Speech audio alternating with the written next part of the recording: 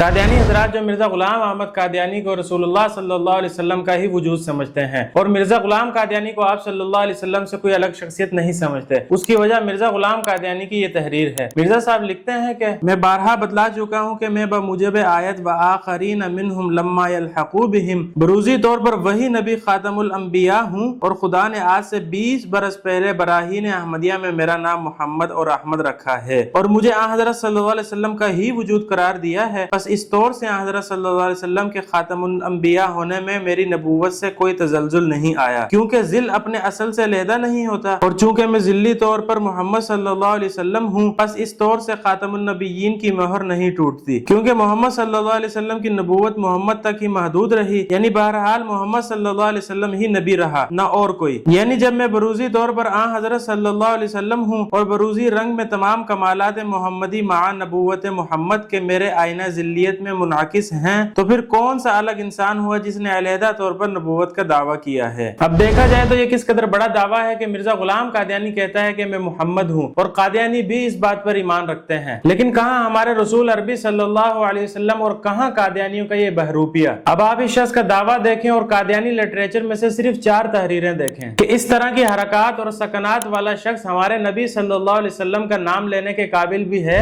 پہلی تحریر میں مرزا غلام قادیانی کا ایک صحابی مفتی محمد صادق اپنی کتاب ذکر حبیب کے پیج نمبر 18 پر لکھتا ہے کہ ایک شب 10 بجے کے قریب تھیٹر میں چلا گیا جو مکان کے قریب ہی تھا، اور تماشا ختم ہونے پر 2 بجے رات کو واپس آیا۔ صبح منشی ظفر احمد صاحب نے میری عدم موجودگی میں حضرت صاحب کے پاس میری شکایت کی کہ مفتی صاحب رات تھیٹر چلے گئے تھے، اور حضرت صاحب نے فرمایا کہ ایک دفعہ ہم بھی گئے تھے تاکہ معلوم ہو کہ وہاں کیا ہوتا ہے، اس کے سوا اور کچھ نہیں فرمایا۔ منشی ظفر صاحب نے خود ہی مجھ سے ذکر کیا کہ میں تو حضرت صاحب کے پاس آپ کی شکایت لے کر گیا تھا، اور میرا خیال تھا کہ حضرت صاحب آپ کو بلا کر تنبیہ کریں گے، مگر حضور نے تو صرف یہی فرمایا کہ ایک دفعہ ہم بھی گئے تھے، اور اس سے معلومات حاصل ہوتی ہیں۔ اب مرزا غلام قادیانی کا دعویٰ عین محمد صلی اللہ علیہ وسلم ہونے کا ہے، اور حرکت دیکھیں کہ رات کو 10 بجے سے 2 بجے تک کا شو دیکھنے کے بعد کہتا ہے کہ اس سے معلومات حاصل ہوتی ہیں۔ تحریر نمبر 2 میں مرزا غلام قادیانی خود لکھتا ہے کہ مجھے اس وقت ایک سرگزشتہ قصہ یاد آتا ہے، اور وہ یہ کہ مجھے کئی سال سے ذیابیطس کی بیماری ہے، 15 سے 20 مرتبہ روز پیشاب آتا ہے، اور بعض وقت 100 دفعہ ایک دن میں پیشاب آیا ہے، اور بوجہ اس کے کہ پیشاب میں شکر ہے، کبھی کبھی خارش کا عارضہ بھی ہو جاتا ہے، اور کثرت پیشاب سے بہت ذوق تک نوبت پہنچتی ہے۔ ایک دفعہ مجھے ایک دوست نے یہ صلاح دی کہ ذیابیطس کے لیے افیون مفید ہے، بس علاج کی غرض سے مذائقہ نہیں کہ افیون شروع کر دی جائے۔ میں نے جواب دیا کہ یہ آپ نے بہت بڑی مہربانی کی کہ ہمدردی فرمائی، لیکن اگر میں ذیابیطس کے لیے افیون کھانے کی عادت کر لوں تو میں ڈرتا ہوں کہ لوگ ٹھٹھا کر کے یہ نہ کہیں کہ پہلا مسیح تو شرابی تھا اور دوسرا افیونی۔ احادیث میں ہے کہ مسیح موعود 2 زرد رنگ کی چادروں میں اترے گا، ایک چادر بدن کے اوپر کے حصے میں ہوگی اور دوسری چادر بدن کے نیچے کے حصے میں۔ تو میں نے کہا کہ یہ اس طرف اشارہ تھا کہ مسیح موعود 2 بیماریوں کے ساتھ ظاہر ہوگا، کیونکہ تعبیر کے علم میں زرد کپڑے سے مراد بیماریاں ہیں، اور وہ دونوں بیماریاں مجھ میں ہیں، یعنی ایک سر کی بیماری اور دوسری کثرت پیشاب اور دستوں کی بیماری۔ مجھے اسہال کی بیماری ہے اور ہر روز کئی دست آتے ہیں۔ ایک مرتبہ میں کولن ظہیری سے سخت بیمار ہوا اور 16 دن پخانہ کی راہ سے خون آتا رہا اور سخت درد تھا جو بیان سے باہر ہے۔ تحریر نمبر 3 میں مرزا غلام قادیانی کا ایک صحابی قاضی یار محمد اپنی کتاب اسلامی قربانی میں لکھتا ہے کہ حضرت مسیح موعود علیہ السلام نے ایک موقع پر اپنی حالت یہ ظاہر فرمائی ہے کہ کشف کی حالت آپ پر اس طرح طاری ہوئی کہ گویا آپ عورت ہیں، اور اللہ نے رجولت کی طاقت کا اظہار فرمایا تھا، سمجھنے والے کے لیے اشارہ ہی کافی ہے۔ تحریر نمبر 4 میں مرزا غلام قادیانی کا بیٹا بشیر احمد ایم.اے اپنی کتاب سیرت المہدی میں لکھتا ہے کہ حضرت مسیح موعود کے اندرون خانہ ایک نیم دیوانی سی عورت بطور خادمہ کے رہا کرتی تھی۔ ایک دفعہ اس نے کیا حرکت کی کہ جس کمرے میں حضرت صاحب بیٹھ کر لکھنے پڑھنے کا کام کرتے تھے